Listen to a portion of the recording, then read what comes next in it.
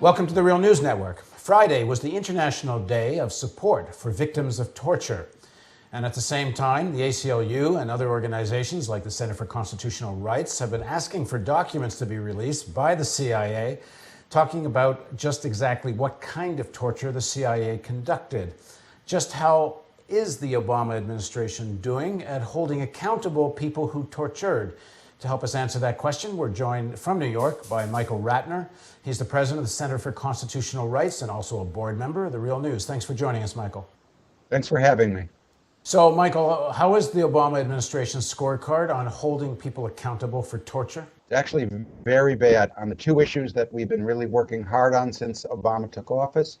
One is transparency, getting out the documents, the photographs, and all of the information about the torture program, and secondly, getting a criminal investigation of the torture team. On the first issue, which is transparency, even as we're speaking, the Obama administration is holding back a CIA 2004 report on interrogations that was done by the Inspector General of the CIA. It says it's going to release that on July 1st, but I'm fearful, in fact, I'm very fearful that it will be released in a almost completely redacted form. We already have one copy of it that's redacted. The court ordered them to go back and reconsider, but I again think it will not really show what is really in that report. There were murders in that report. There's extreme interrogation techniques described, and so I don't think they'll be releasing that. How do you know this if we haven't seen the report? You've already had an indication of that. The CIA has been very careful in its statements about what it plans to release. And each time it asks for more time, it says we're still considering what to release, if anything, they always say. And considering what they've done in the past, which is now to hide almost completely over the last few months and over the last few years, anything really implicating individuals in torture or describing the torture, I suspect that we will be deeply disappointed again in President Obama's administration regarding the transparency of what torture. These issues seem connected. If one were to release all of this, and the argument against it is that it would inflame public opinion in the Arab world and certainly most of the world, unless there's real accountability, then you have an inflamed public opinion. On the other hand, if they really held people accountable and released the information, why would you have such inflamed opinion? But what do you make of their argument? It's a very good point that if you really I think if you release the documents, I think your point is very valid. That as we release more information and the photos, there becomes more and more pressure to hold accountable high-level Bush administration officials. I think that's a big reason why this material isn't being released. Their argument is that it will, get people inflamed. My view about this is that, yes, that's certainly possible, but how else are you going to end torture except by getting out on the table what happened so that we can prevent torture in the future? What they're doing now is they're hiding something that people in the world, even in the Muslim world, know what happened. They don't have the visible evidence of it in many cases, although they have Abu Ghraib.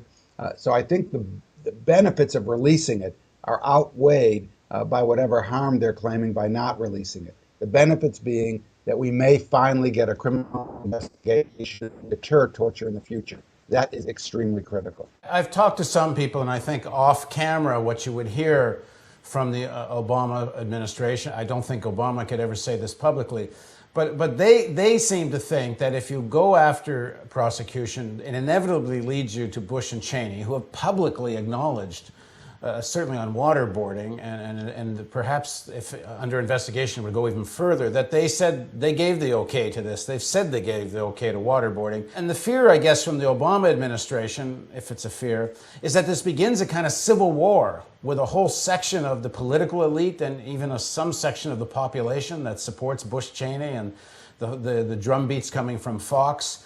And they don't want to have this war now. What do you make of that argument? What's fascinating about that argument, that's the same argument that's given in every so-called new democracy that emerges after a period of torture, but even a civil war, whether it's Chile or Argentina. They always say either our democracy is too fragile, it's going to cause too much tension. In the end, the law is very clear. You have an absolute obligation to investigate a torture team, and that's how you deter torture in the future. So the fact that there were sort of aping arguments in the Obama administration, made in Argentina and Chile, I find appalling. And yes, the answer is it's difficult. It's difficult to go after those people. But the answer is it's necessary if we're actually to be a civilized country.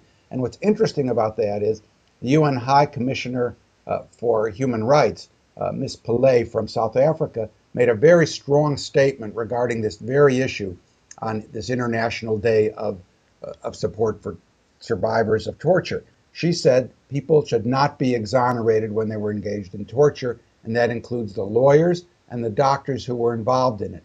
And then she said that torture was barbaric and that a country that engages in it or condones it, and by failure to prosecute, you're condoning it, a country that condones it does not deserve to be called a civilized country.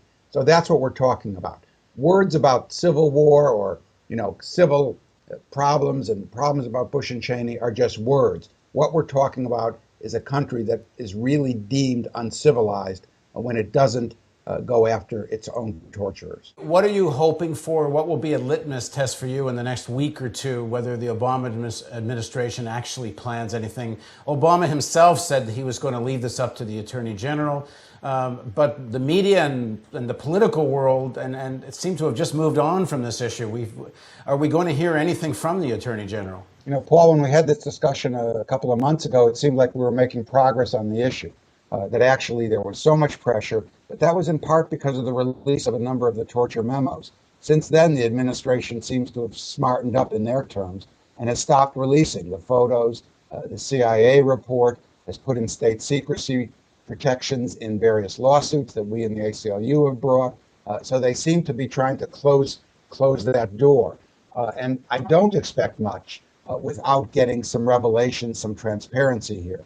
Where I think our expectations are now is that the cases in Europe, which are proceeding and will most likely proceed, particularly Spain, despite some narrowing of the Spanish law, will ultimately put pressure on this administration to begin a criminal investigation. I suspect within the next year, we will see more serious efforts to begin criminal investigations in the United States, really as a means to avoid problems in Europe.